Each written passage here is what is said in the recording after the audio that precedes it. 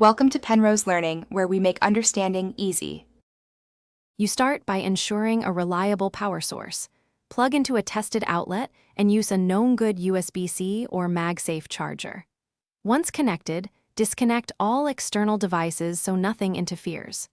Press and hold the power button for 10 seconds to force a shutdown.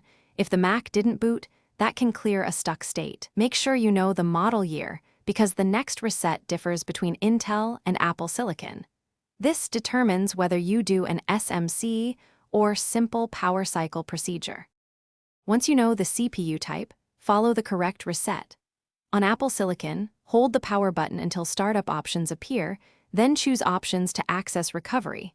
On Intel, reset the SMC with the model-specific key sequence and clear NVRAM using Command-Option-PR during startup.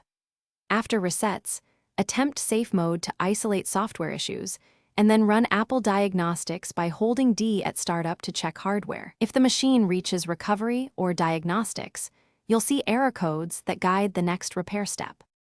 You finish by using recovery options. Reinstall Mac OS from recovery or Internet recovery if the disk is accessible, which often resolves corrupted system files. If the Mac still shows no signs of life, check for physical symptoms, charging LED, fan spin, or heat, and inspect connectors and battery for swelling only if you're comfortable. Make sure to record any error codes, lights, or sounds. That single note dramatically speeds technician diagnosis. If unsure, stop and contact an Apple-authorized repair provider to avoid further damage. Thanks for watching. If this was helpful, leave a like and consider subscribing. See you next time.